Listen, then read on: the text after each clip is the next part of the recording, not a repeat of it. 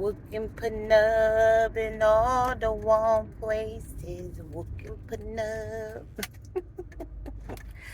um, hey y'all. That was a old Eddie Murphy stand up. Not stand up. He was on Saturday Night Live, and he had a character that was like the Little Rascals character. I can't think of his name. Buckwheat. He had a Buckwheat character, and his song was Wookin' Panub. So I just wanted to quickly kind of touch on that.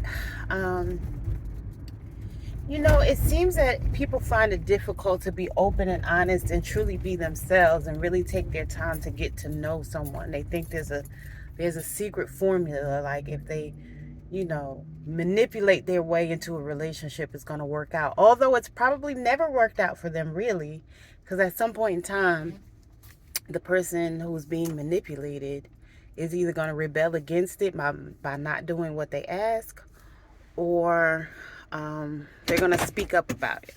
Usually, not always. Some people get away with it for a really long time.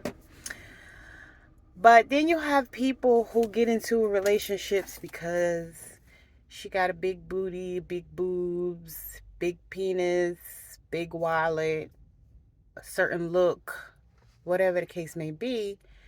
And that's not the reason to be in a relationship. So usually those situations don't work because, again, the people have not taken their time to get to know one another, had open and honest communication to resolve any conflicts that come up, to really see who this person is and if you can even be with this person for a lifetime. It's not like back in the day where, our grandparents, grandparents, the parents, grandparents, or great grandparents connected with one another. It was a simpler time. There were less expectations, right?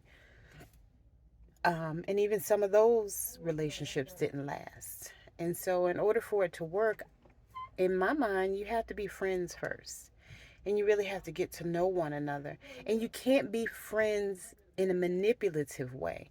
Like, you can't manipulate your way into a relationship and try to get someone to see or do things the way that you do them, because that's what you want, right? Relationships are about compromise and sacrifice too.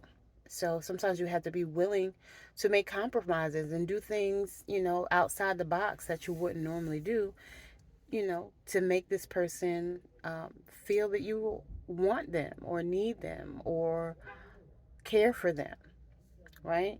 I often refer to the 5 love languages: quality time, acts of service, words of affirmation, gifts, and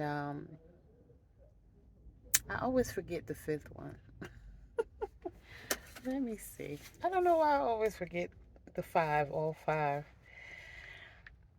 Um, but if I'm the type of person who I'm not very, all emotional and always saying I love you, but I do things for my mate, right? I may cook for him, or do something to make him happy, do something to help him out.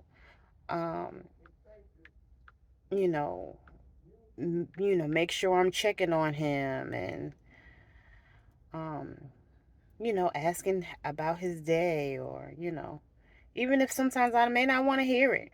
Oh, physical touch. I don't know why I forgot that one. So, words of affirmation, acts of service, gifts, quality time, and physical touch. So, again, you may have somebody who wants you to touch them on the small of their back, or rub their arm, or rub their leg.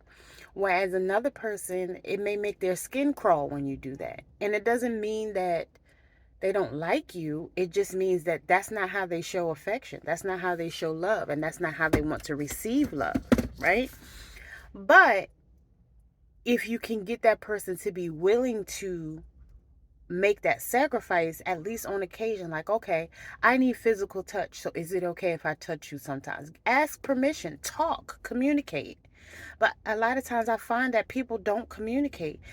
They just expect somebody to know what to do, or they try to manipulate people to do what they want them to do.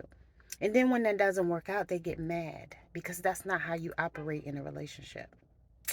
So I hope that that was helpful. Love y'all. Later. Mwah.